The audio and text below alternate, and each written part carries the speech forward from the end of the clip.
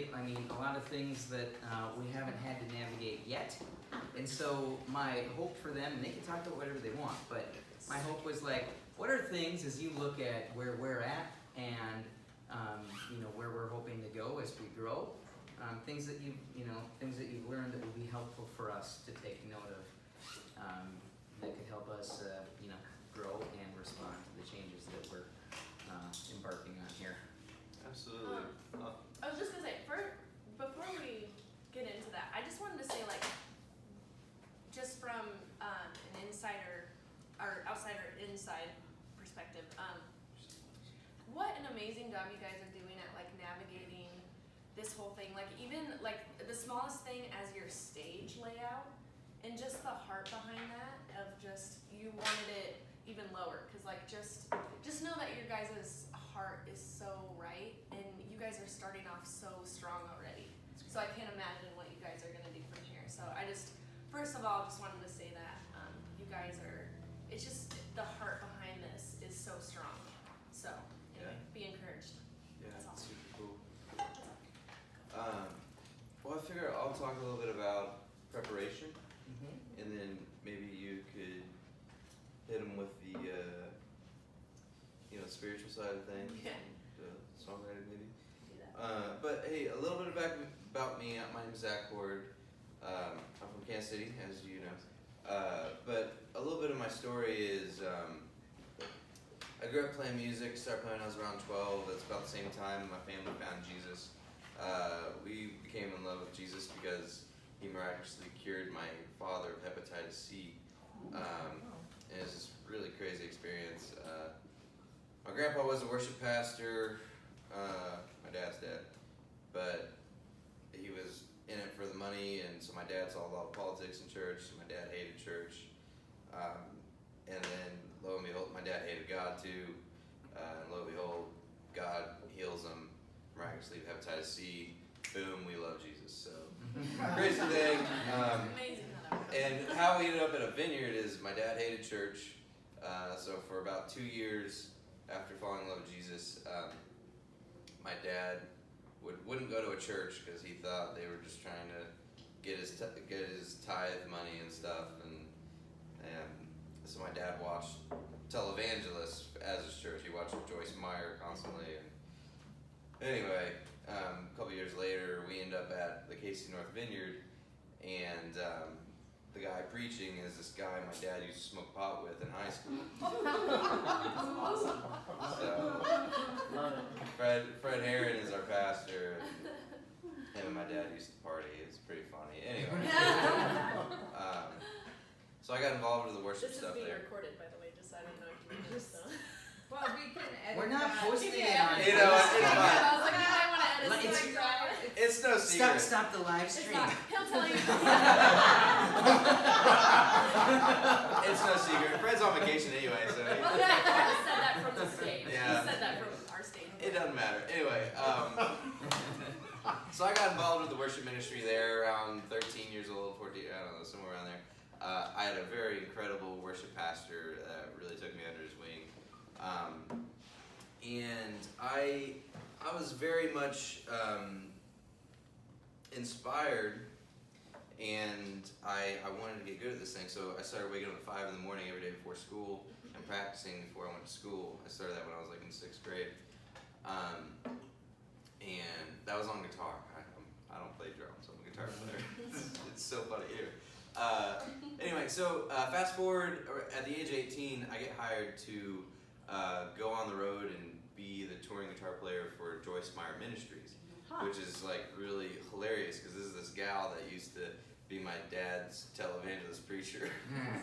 And so I'm 18, and I'm playing in front of 30,000 people and doing this worship stuff, and it's super cool. Anyway, and so I did that for a few years.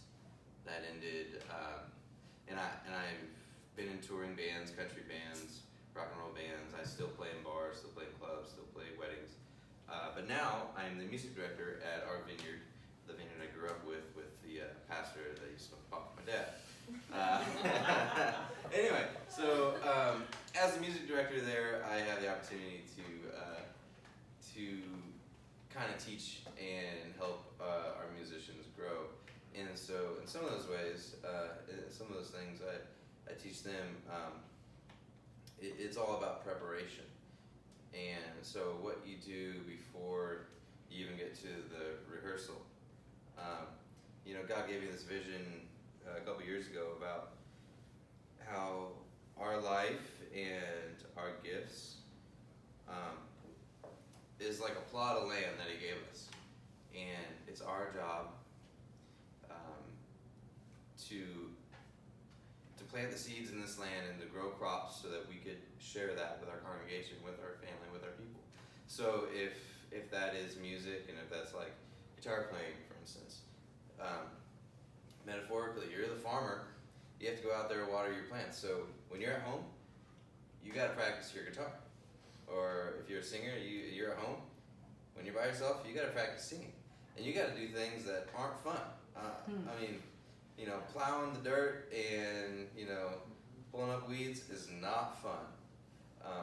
I think it's fun. But you get to the point where you build these habits of practice and getting better every day at something that it becomes fun. But we really have the opportunity to grow our plants, to grow our talent, and then to share it with our congregation when we're here on Sunday mornings.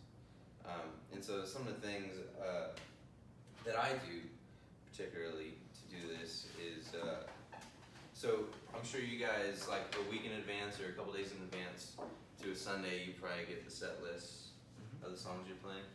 Right, worship leader, you killing it on that?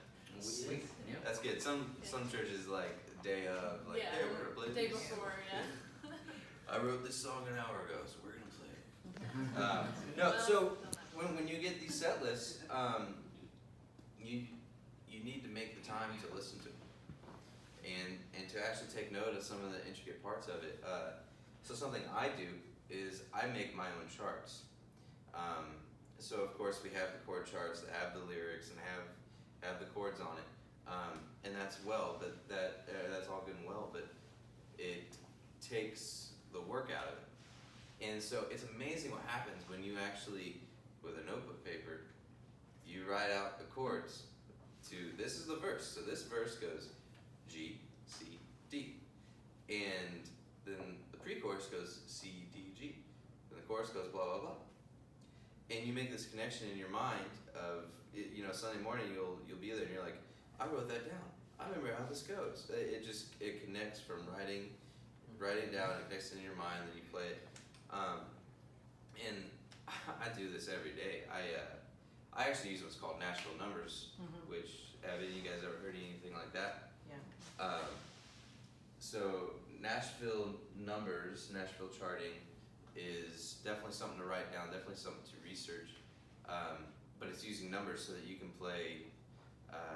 So if we're in the key of G, G is number 1.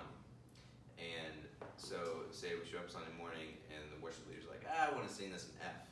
Well, then you still have your chart with numbers, but you can play it in F because you don't have the letters written down, you have the numbers written down. Anyway, so I do this every day, and I was trying to think about it before this, but I probably have hundreds of songs memorized at this point, just because I write it down and then I practice it once and it's memorized.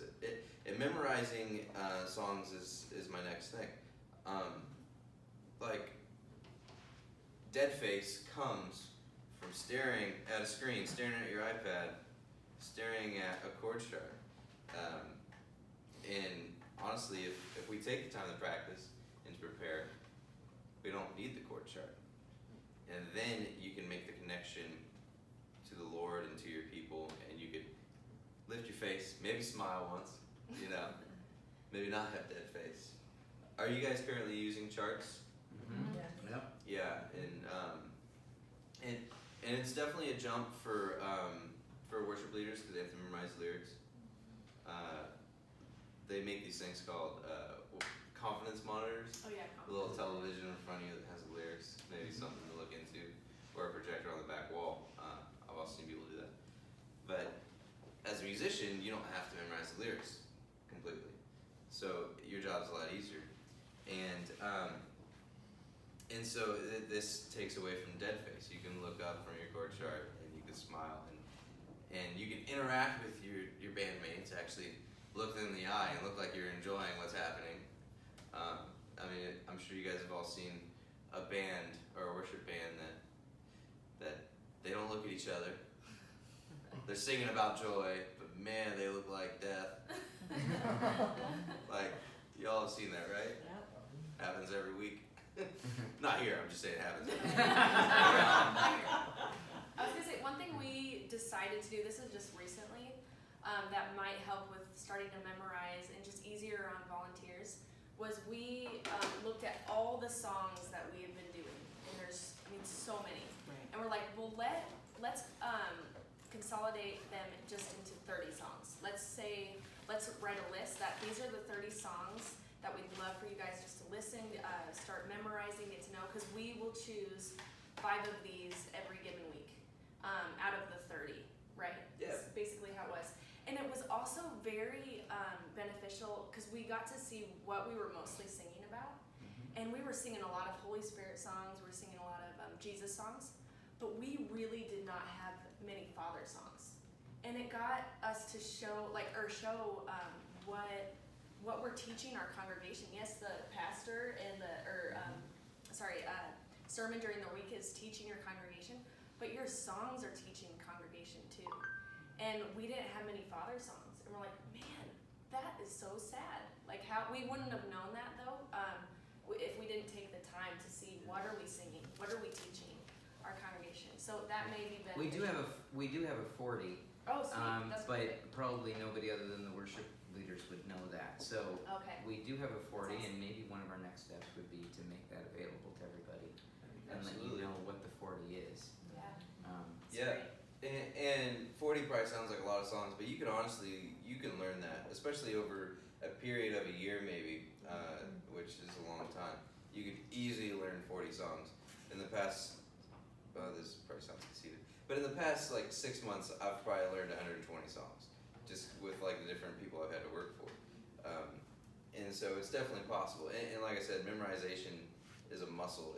It grows as you work it, and it gets so much easier. I can memorize a song. If I'm playing a gig tonight, I can memorize it within 2 or 3 listens. And so, and you start listening for other people's cues, like the drummer's cues, the vocals cues, and so anyway, also when you're doing this listening, when you're preparing for this weekend and you're making your chart, also make note of, there's a break here, or the drums build here. Even if you're a guitar player, make note of what the other instruments are doing. That's so important. And learning other instruments' lead lines. So like the lead line to King of My Heart we did last night. Say she didn't know that, I would be able to play it on guitar and show her. And it just helps everybody mesh, helps the whole team to grow. So yeah, does this make sense at all? That's great. Yeah, learning other people's parts is huge, especially like, say there's a banjo part or a mandolin part, but we don't have the mandolin today. So, Justin, I need you to cover that. You got it? Stuff like that. And I is would very say, fun. no! We did prepare, Justin. I need you to prepare. Yeah, so that's a little bit about preparing Nashville numbers. And one simple way to do this is the next time you're serving is try to not look at your chart for one song. Like, you could definitely do one song, I think. I Well, believe you. save today was 2 chords, and so simple. I was like, sweet, got that. Like, Oh. yeah, like even if it's just that, that's very Yeah. helpful. Don't look at your chart. Look up to your people. Smile. Wave at mom. No, I wave at my mom every weekend. right before, not during service. Jesus, okay, so rule of rhythms. So yeah, we're using click here. How's that been going, guys? That was awesome. Do we like it? Yes.